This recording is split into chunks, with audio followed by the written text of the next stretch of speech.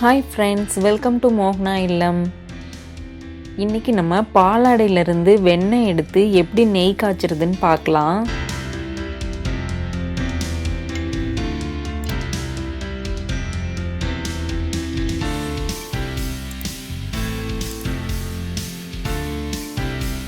பசும்பாலை காய வச்சதுக்கப்புறமா மேலே ஏடு கட்டும். அதை ஒரு வடிகட்டியில் வடிகட்டி ஒரு பாக்ஸில் எடுத்து வச்சுக்கோங்க. இதை ஃப்ரீசரில் டெய்லி எடுத்து வச்சுக்கிட்டே வாங்க. நிறைய சேர்ந்ததுக்கப்புறமா நம்ம மிக்சியில் அரைச்சி பட்டர் எடுத்துக்கலாம். நான் பாக்கெட் பால் வாங்குறதில்ல, கறந்த பால் தான் வாங்குகிறோம்.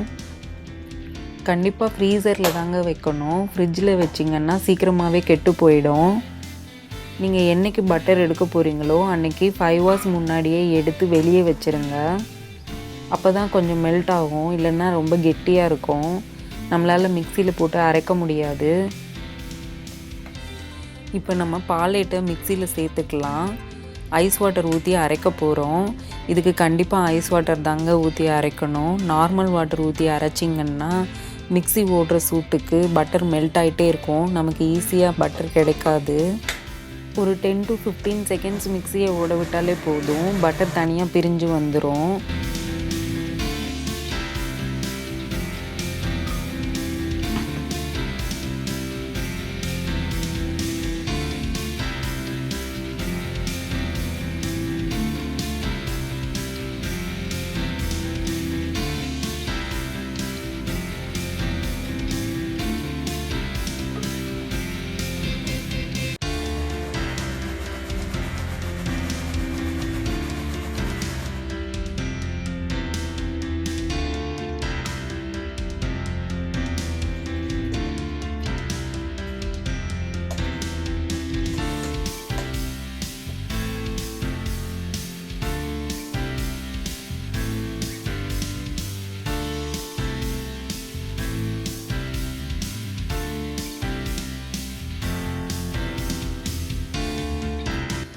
இந்த மாதிரி கையில் நல்லா பிழிஞ்சிட்டு உருட்டினீங்கனாலே அதில் இருக்கிற தண்ணியெல்லாம் வடிஞ்சிரும்.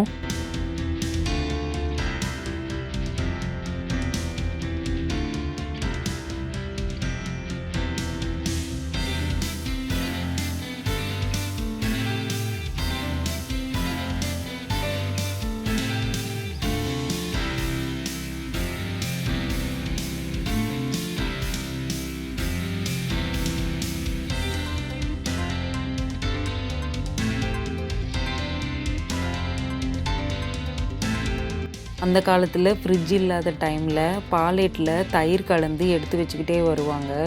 ஒரு 4 to 5 days ஆனதுக்கப்புறமா தயிரை கடைஞ்சி வெண்ணெய் எடுத்துக்குவாங்க. மிச்சம் இருக்கிற தண்ணியை மோராக யூஸ் பண்ணிப்பாங்க.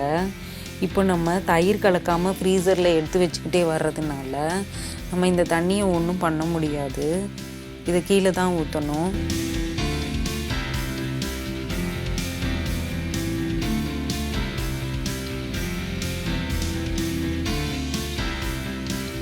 இப்போது இந்த பட்டரில் ஐஸ் வாட்டர் ஊற்றி நம்ம அலசிக்க போகிறோம்.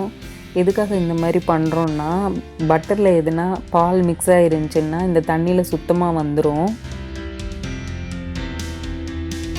ஒருவேளை நீங்கள் பட்டரை எடுத்து ஃப்ரிட்ஜில் ஸ்டோர் பண்ணி யூஸ் பண்ணிக்க போகிறீங்கன்னா இந்த ஸ்டெப்பு கண்டிப்பாக பண்ணணும்.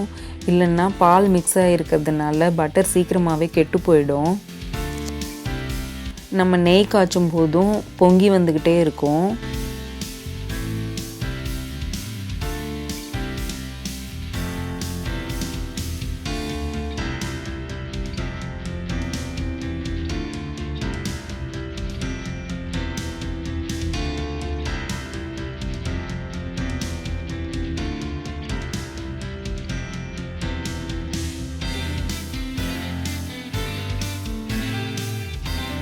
இப்போ நம்ம நெய் காய்ச்ச போகிறோம்.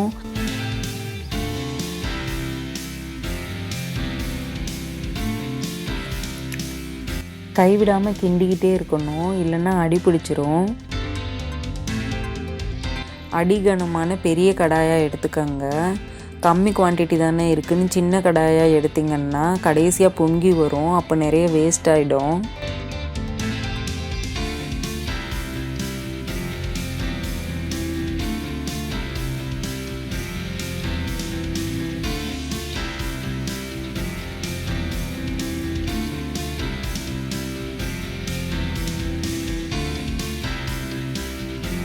இப்போ நல்ல நெய் பிரிஞ்சு வர ஆரம்பிச்சிச்சு.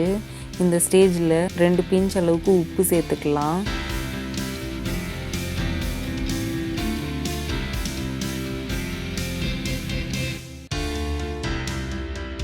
நான் முருங்கைக்கீரை சேர்த்துக்கிறேன் வாசனைக்காக. நம்ம முருங்கைக்கீரைக்கு பதிலாக வெந்தயம் இல்லைன்னா கருவேப்பிலை கூட சேர்த்துக்கலாம்.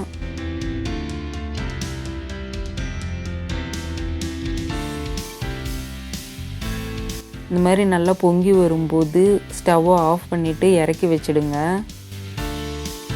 கொஞ்சம் ஆறுனதுக்கப்புறமா ஒரு கண்ணாடி பாட்டில்லையோ அல்லது ஸ்டீல் பாத்திரத்துலேயோ வடிகட்டி எடுத்து வச்சுக்கலாம்.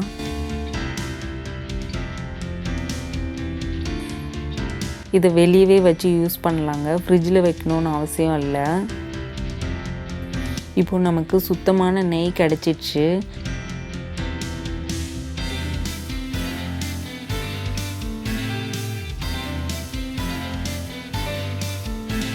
ஒரு நாள் கழித்து நெய் நல்லா உறைஞ்சிருக்கு.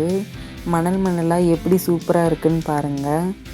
கலப்படம் இல்லாத சுத்தமான நெய் நமக்கு வீட்டிலே கிடச்சிடுச்சு. நீங்களும் இதே மாதிரி செஞ்சு பார்த்துட்டு எப்படி இருக்குன்னு கமெண்ட் செக்ஷனில் சொல்லுங்கள். இந்த வீடியோ உங்களுக்கு பிடிச்சிருந்தால் லைக் பண்ணுங்கள், ஷேர் பண்ணுங்கள். மோகனா இல்லம் சேனலுக்கு சப்ஸ்கிரைப் பண்ணுங்கள். தேங்க்யூ.